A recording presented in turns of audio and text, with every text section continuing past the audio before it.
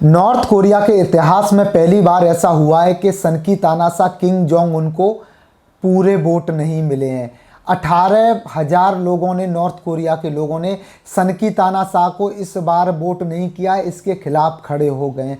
पहले अमेरिका और इजराइल सन की तानाशाह को रोकना चाहते थे, लेकिन अब उत्तर कोरिया के लोगों ने ही विद्रोह कर दिया है। खबर ये नहीं कि 18,000 लोगों ने किम को वोट नहीं किया, असली खबर यह है कि अब उन 18,000 वोटरों का क्या होने वाला है। उत्तर कोरिया में अगर कोई गलती से अपने बाल गलत कटवा लेता है, बिना मर्जी के हंस लेता है, बच्चों का गलत नाम रख लेता है, तो उनके लिए सज़ा होती है सिर्फ मौत या फांसी।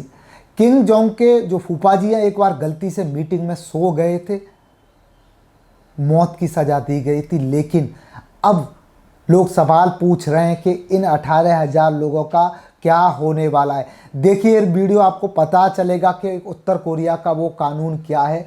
अगर कोई व्यक्ति किम जोंग को वोट नहीं करता तो उसके लिए क्या कानून बनाया गया है, क्या इन लोगों को सजा मिलने वाली है। देखिए खास रिपोर्ट। अमेरिका इजराइल की बढ़ गई मुसीबत, फिर चुनाव जीत गया सन की किम जोंग उन। युद्ध के बीच उत्तर कोरिया में तानाशाह की पार्टी ने जीती सभी सीटें। बैलेट पर था सिर्फ एक उम्मीदवार का नाम। पहली बार किम जोंग को नॉर्थ कोरिया में 18,000 लोगों ने नहीं दिया वोट। वोट न देने वालों पर होगा एक्शन। दुनिया इस वक्त जंग के डर से कांप रही है। अमेरिका और कई बड़े देशों में तनाव चरम पर है, लेकिन इसी बीच किम जोंग जश्न मना रहा है। और ये जश्न कोई साधारण जीत का नहीं है, ये जीत है 100% की। जी हाँ, 100% वोट, 687 सीटें और सिर्फ एक नेता, नॉर्थ कोरिया का तानाशाह किम जोंग उन। ये किम जोंग उन एक बार फिर से चुनाव जीत गया है। लेकिन सवाल ये है, क्या ये सच में कोई चुनाव था या पहले से लिखी गई एक स्क्रिप्ट थी? उत्तर कोरिया से आई इस खबर ने पूरी दुनिया को चौंका दिया है। 15 मार्च को हुए चुनाव में 99.99% लोगों ने वोट डाला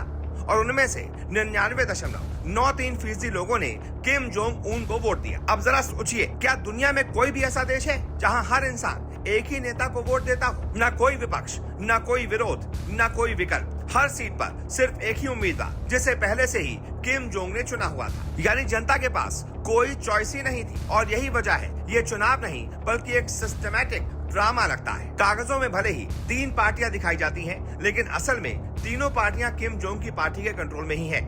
यानी लोकतंत्र का सिर्फ दिखावा, अंदर से पूरी तानाशाही। अब इस जीत का असर सिर्फ उत्तर कोरिया तक सीमित नहीं है, क्योंकि जैसे ही किम जोंग फिर से सत्ता में आया है, वैसे ही अमेरिका और इजराइल की टेंशन बढ़ना तय माना जा रहा है। क्योंकि किम जोंग पहले से ही इन देशों के खिलाफ आक्रामक रुख रखता रहा है। मिसाइल टेस्ट, परमाणु धमकियां और खुलेआम चेतावनी देना, ये सब पहले से ही हो चुका है। ऐसे में जब एक बार फिर से उसे 100% ताकत मिल गई है, तो सवाल उठता है, क्या दुनिया एक और बड़े टकराव की तरफ बढ़ रही है? और अब सबसे डराने वाली बात, करीब 18,000 लोगों ने किम जोंग के खिलाफ वोट डाला है। अब जरा सोचिए, एक ऐसे देश में जहां विरोध करना ही अपराध है, वहां अगर आपने सत्ता के खिलाफ वोट दिया, तो आप क्या सुरक्षित हैं? क्या आपकी जान सुरक्षित है? किम जोंग उन को पूरी दुनिया एक सनकी और क्रूर तानाशाह मानती है। ऐसे में इन 18,000 लोगों की जान पर खतरा मंडरा रहा है, क्योंकि इतिहास गवाह है कि उत्तर कोरिया में विरोध की सजा बहुत ही ज्यादा खतरनाक हो सकती है। ये सिर्फ एक चुनाव नहीं है, ये उस सिस्टम की सच्चाई है जहाँ आवाज उठाने की आजादी नहीं है, सोचने की आजादी नहीं है,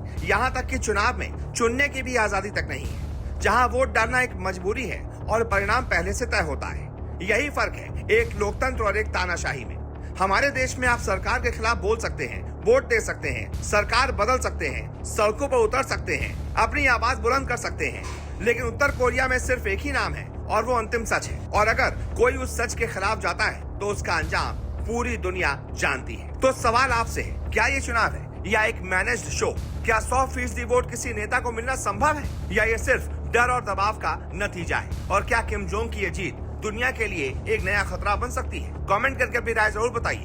अगर आपको लगता है कि सच्चाई सामने आनी चाहिए, तो इस वीडियो को ज्यादा से ज्यादा शेयर कीजिए और ऐसे ही बेबाक, सटीक और सच्ची खबरों के लिए चैनल को सब्सक्राइब करना मत भूलिए, क्योंकि यहाँ खबरें नहीं, सच्चाई दिखाई जाती है। जय हिंद।